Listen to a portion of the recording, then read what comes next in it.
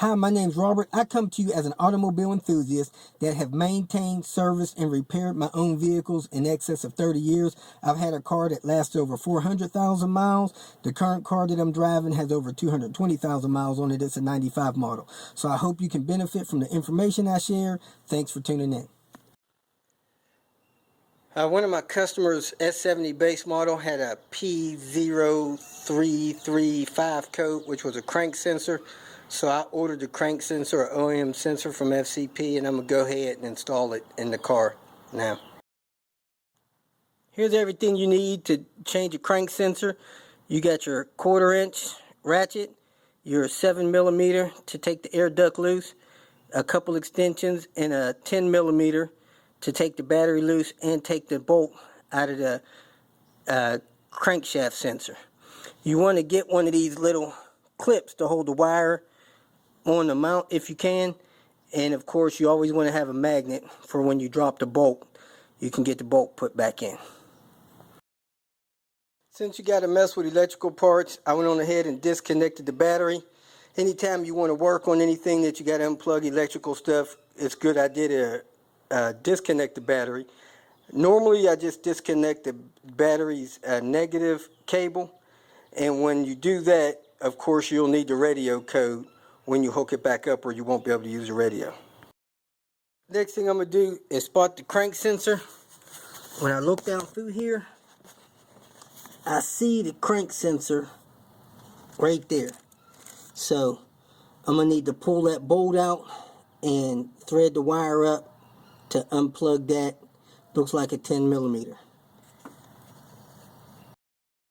Alright, one way you can get to that cam sensor bolt, which is all the way down there, is use a 1/4 inch 10mm with a couple of extensions on it. So that's what I use to get it out and tighten it down. Okay, I pulled the bolt on the crank sensor. I followed the wire. It looped over and plugged in right under all this little wire harness stuff there. So I'll go ahead and unplug that and get this wire out of this clip over here on the motor, and then slide the new one in place. Okay, this is the clip that broke. It's a wire holding clip. It was just hard and brittle. When I squeezed it to take it out, it just snapped. So now that wire is not going to have that clip going in there. So next time I work on the car, I'll bring one and slide that in. So I route the wire over there. I guess this wire was routed over the cam position sensor wire, and then I snapped it in, and I'm going to tighten that bolt down, and then I'm going to put the air box back in and hook everything back up and start the car and take it for a little drive. Alright, when you're putting this stuff back together, go ahead and hook up these 2 vacuum hoses before you lock this box down. You actually don't even need to remove this top, what I figured out. Okay, I got the battery connected. I got the air duct back in. I got the air intake tube connected and tightened down. I got the MAV plugged in.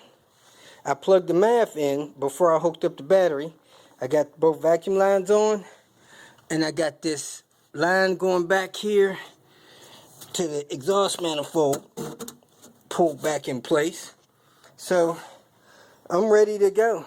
I'm going to go ahead and scan for codes, clear them, take the car for a drive, check for codes again, and that'll be it. If you feel that this information was beneficial, please like it and share it with your social media friends. Go ahead and subscribe to my page so you will get notification of future videos that I post. You can feel free to visit my website, robertspano.com, post questions, and thanks again for watching.